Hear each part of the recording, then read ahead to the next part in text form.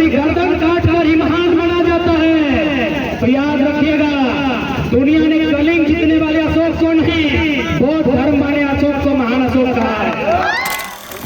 अब बिरंसी और हमारे जैसा कोका घोड़ा विधायक बनेगा जो पार्टी की दलाली करेगा तो भैया उनसे नहीं हो सकता। रामधारी सिंह दिनकर के राज पर देश के प्रधानमंत्री से आंख मिलाकर बात करने वाले लीडर की या बहुत नियम कानून की बात करते हैं, पहला बात तो नियम कानून कम, दलाली ज्यादा करते हैं, बात कर रहे हैं। लेकिन यदि 2024 में नए नौजवान अगर सत्ता में काबिज होते हैं तो जो जमीनें खाली हैं उन्हें वापस कराई जाएगी।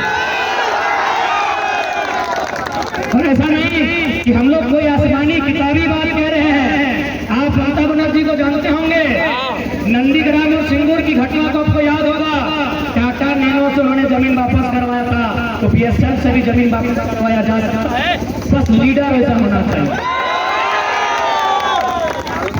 अब बिरंसी और हमारे जैसा कोका घोड़ा विधायक बनेगा जो पार्टी की दलाली करेगा तो भैया उनसे नहीं हो सकता। पार्टी की दलाली करने वाले नहीं, रामधारी सिंह दिनकर के राज पर देश के प्रधानमंत्री से आंख मिलाकर बात करने वाले लीडर की दरकार है।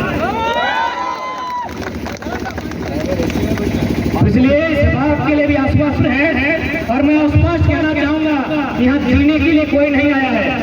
हम बहुत कुछ हो चुके हैं, हमारे पास होने के लिए कुछ नहीं बचा है। आप इमेजिन कीजिए, आज ये लड़ाई है नियोजन के लिए, आज ये लड़ाई है जमीन बचाने के लिए। अरे जमीन बचाने की लड़ाई तो चुहार विद्रोह में थी, होल विद्रोह में थी और बिरसा के विद्रोह में भी थी। तो जिस दिन झारखंड के नौजवान बिरसा तिलका रघुनाथ बन के सामने आएंगे, निर्मल सुनील बन के सामने आएंगे, उस दिन परमानदान रहे या कोई शासनिक तंत्र रहे, बहुत शानदायक हो। इसलिए हम लोग चाहते हैं किसी राजनीतिक की परिस्थिति न बने।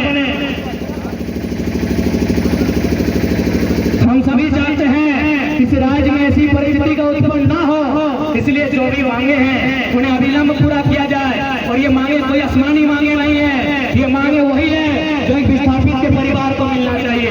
आपकी जानकारी के लिए प्रबंधन या बहुत नियम कानून की बात करते हैं, पहला बात तो नियम कानून कम, दलाली ज्यादा करते हैं।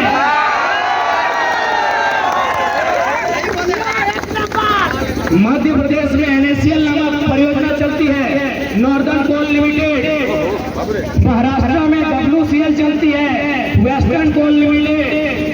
वो क्या करती है, पहले एक आयोग बनाती है, एक टीम का गठन करती है और उस टीम के माध्यम से तमाम गांवों में जाके सर्वे करती है कि किनकी जमीनों का अधिग्रहण किया जाएगा। फिर वो क्या करती है, उन्हें दूसरे जगह पर जमीन का अलॉटमेंट किया जाता है।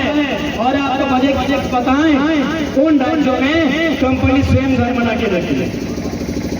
एक ही देश, इसी देश में जब अन्य राज्य की बात आती है तो उनको सरकारी दामाद बना नौकरी हर दिया जाता है, लेकिन जब झारखंड की बात आती है लाठी चलाया जाता है। सामने दृश्य देख सकते हैं।